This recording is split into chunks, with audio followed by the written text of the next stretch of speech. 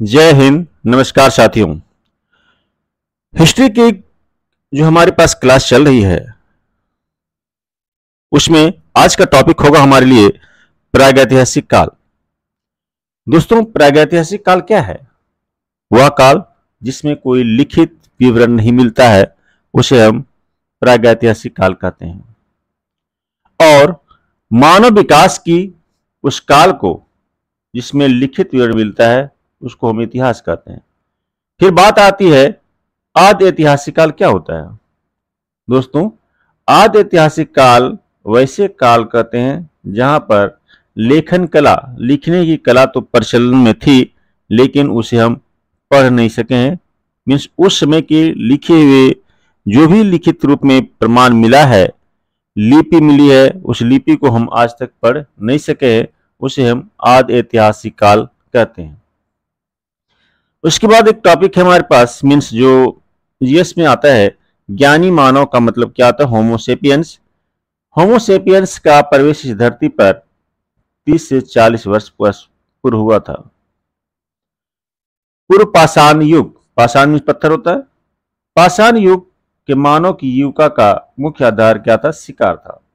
दोस्तों, यहां बताना चाहेंगे कि पूर्व पाषाण काल के समय मनुष्य का यहाँ पर शिकार होने का रीजन ये है क्योंकि उस समय न कृषि की खोज हो चुकी थी, ना ही आग की खोज हुई थी। तो इस समय मनुष्य अपने मुख्य जीविका का मुख्य आधार जीवित रहने के लिए उस शिकार का शिकार करते थे। आग का आविष्कार पूरा पाषाण काल में हुआ है और पहिए का आविष्कार नव पाषाण काल में हुआ है। ये दोनों क्वेश्चन पूछा जाता है कि आग का आविष्कार किस काल में हुआ है। आग का आविष्कार पूरा पाषाण काल में हुआ है और पहिए का आविष्कार जो है नव पाषाण काल में हुआ है। ये मनुष्य के जीवन में क्रांति लाने के लिए बहुत बड़ा साबित हुआ है जिस समय आग की खोज की गई, क्योंकि पहले मनुष्य जो है कच्चे मांस, पशुओं को मार के कच्चे खाता था, लेकिन जब आग की खोज हुई तो मनुष्य जो है पशुओं को पका कर, पशुओं को उसकी मीट को पका कर खाने लगा। और इसके बाद की जो समय आया वो क्रांति काल, मीन्स पहिए का जो आविष्कार हुआ नव पाषाण काल में, तो मनुष्यों की जीवन काफी सरल हो गया। नेक्स्ट हमारे पास है मनुष्य में अस्थायी निवास की प्रवृत्ति नव पाषाण काल में हुई तथा सबसे पहला जो पालतू जानवर बनाया गया वो कुत्ता है। कुत्ता मनुष्य के लिए सबसे पहला पालतू जानवर है और अस्थायी निवास भी नव पाषाण काल में शुरू हुआ है। मनुष्य ने सर्वप्रथम तांबा धातु, अगर पूछा जाता है कि सबसे पहले मनुष्य जब अपने जीवन में सबसे पहले किस धातु का प्रयोग किया, तो तांबा मीन्स कॉपर का। और उसके द्वारा बनाया जाने वाला प्रथम जो औजार था उसको नाम कुल्हाड़ी, और ये जगह का नाम था अतियपक्कम। ये जगह था जहां से ये कुल्हाड़ी प्राप्त हुई थी। नेक्स्ट यहां पे देखते हैं हमारे पास कृषि का जो आविष्कार हुआ है ये भी नव पाषाण काल में हुआ है। और अन्न उत्पादक के रूप में प्रागैतिहासिक काल के रूप में मेहरगढ़ में मिला है जो बलूचिस्तान में स्थित है। मेहरगढ़ कहां पर है? बलूचिस्तान। और सबसे पहले जो खेती की गई थी उसमें जो पहली फसल थी वो गेहूं और जौ थी।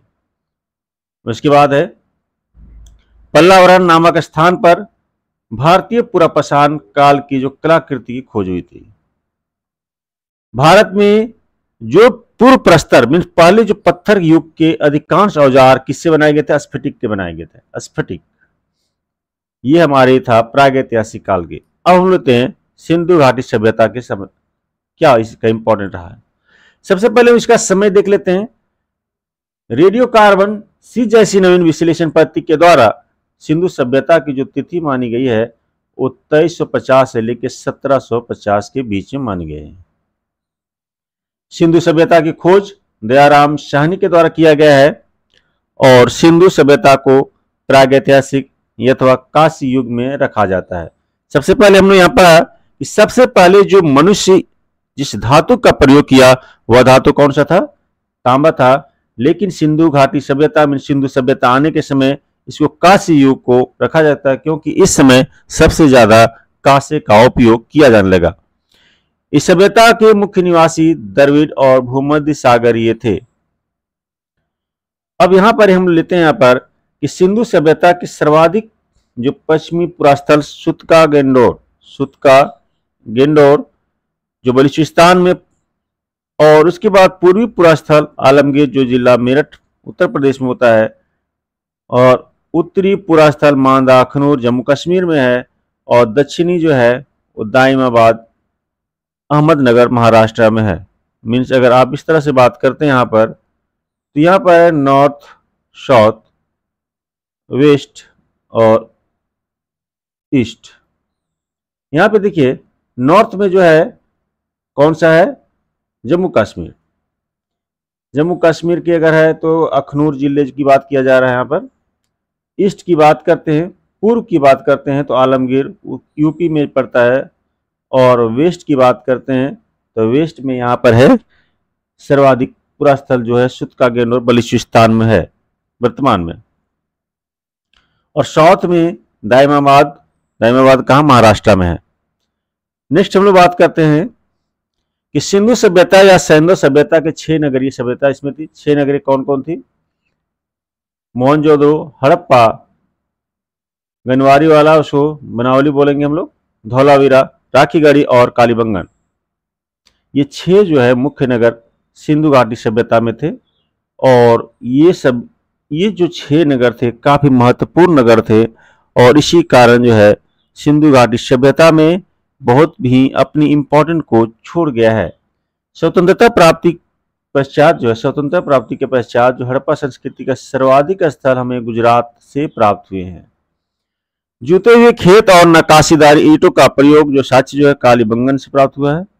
मोहनजोदड़ो से प्राप्त अन्नगार संभवतः सिंधु सभ्यता की सबसे बड़ी इमारत थी।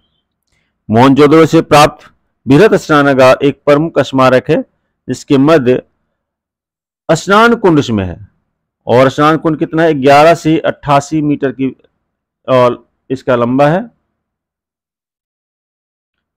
चौड़ाई है 701 मीटर चौड़ा,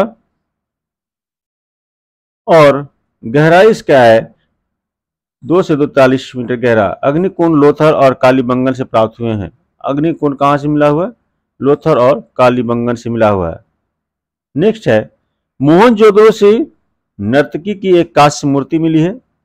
मोहनजोदड़ो से हड़प्पा की मोहरों पर सबसे अधिक एक श्रृंगी पशु का अंकन मिला। एक श्रृंगी मीन्स एक सिंग वाला। ये ध्यान रखना है, ये जो खोज किए गए हैं, ये जो मिली है, ये काफी इंपॉर्टेंट है। These are the most important and they can be asked in your exams.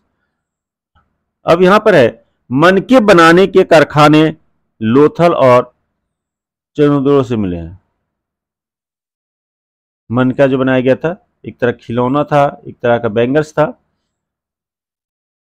Sindhu सभ्यता की लिपि भाव चित्रात्मक है। यह लिपि दाई से बाई और लिखी जाती थी। जब अभिलेख एक से अधिक पंक्तियों का होता था तो पहली पंक्ति दाई से बाई और दूसरी पंक्ति बाई से दाई। मीन्स पहले ये दाई से इस तरह से है, फिर बाई, फिर इस तरह से लिखा जाता था। मीन्स पहले दाएं से शुरू हुआ, फिर बाएं गया, फिर दाएं, फिर बाएं, फिर दाएं बाएं, इस तरह से लिखा जाता था अगर एक से ज्यादा पंक्ति की होती थी तब।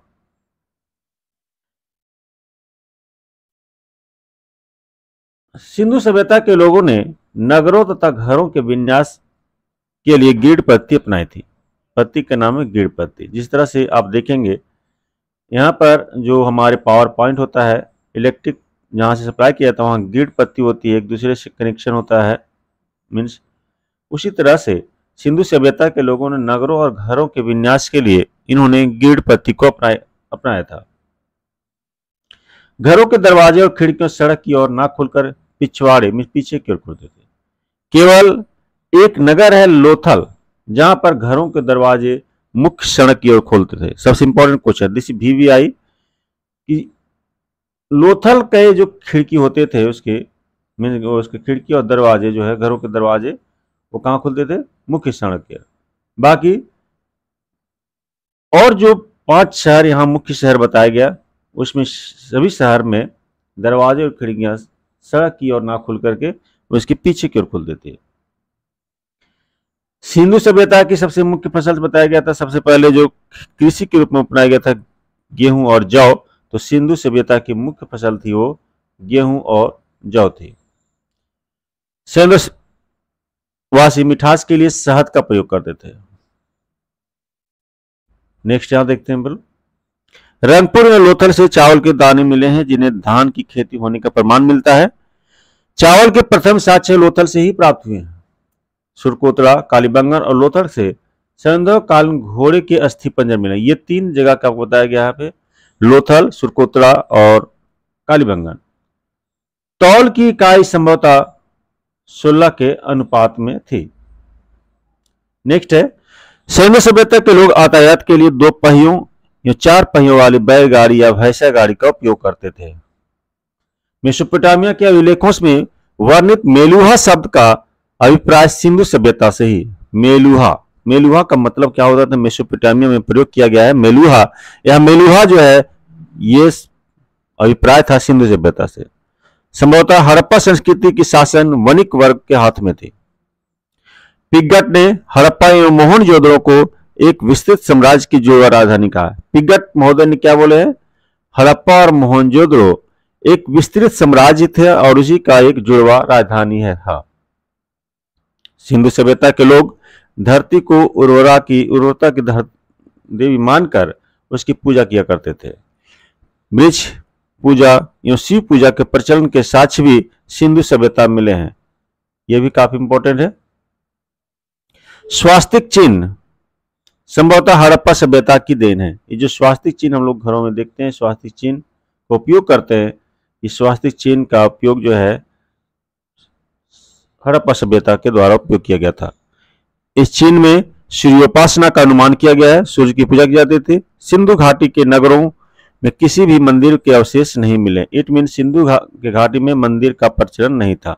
सिंधु सभ्यता में मातृदेवी की उपासना सर्वाधिक प्रचलित था। पशुओं में कुबड़ वाला सांड इस सभ्यता के लिए विशेष पूजनीय था। यहां पर सिंधु सभ्यता कुबड़ वाला सांड। स्त्री मृण मूर्तियां, मिट्टी की मूर्तियां बनाई जाती थी। अधिक मिलने से ऐसा प्रतीत होता है कि सैंधव समाज मातृसत्तात्मक था। सैंधववासी सूती एवं यूनी दोनों के वस्त्र का प्रयोग करते थे। मनोरंजन के लिए गंधर्ववासी मछली पकड़ना, शिकार करना, पशु पक्षियों को आपस में लड़ाना, चौपड़ और पासा खेलना आदि ये साधन मनोरंजन के थे। सिंधु सभ्यता के लोग काले रंग से डिजाइन किए हुए लाल मिट्टी के बर्तन बनाते थे। सिंधु सभ्यता के लोग क्या करते थे, तलवार से परिचित नहीं थे। पूछा जाता क्या सिंधु घाटी से निम्नलिखित में किस चीज से परिचित नहीं थे, तो तलवार से परिचित नहीं थे। कालीबंगन एकमात्र हड़प्पा कालीन स्थल था जिसका निचला शहर सामान्य लोगों के लिए भी किले से घिरा हुआ था। बाकी ऐसा था इसमें कि जो सामान्य लोग निचले हिस्से में रहते थे और जो उच्च कोटि के लोग थे वो ऊपरी किला में रहते थे। लेकिन एक कालीबंगन एक ऐसा जगह था जहां पर निचला शहर जहां सामान्य लोग रहते थे भी उसके किले घिरे हुए थे। पर्दा प्रथा और वेश्यावृत्ति सैंधव सभ्यता में प्रचलित थी। शवों को जलाने और गाड़ने दोनों प्रथाएं प्रचलित थी। हड़प्पा में शवों को दफनाने, जबकि मोहनजोदड़ो में जलाने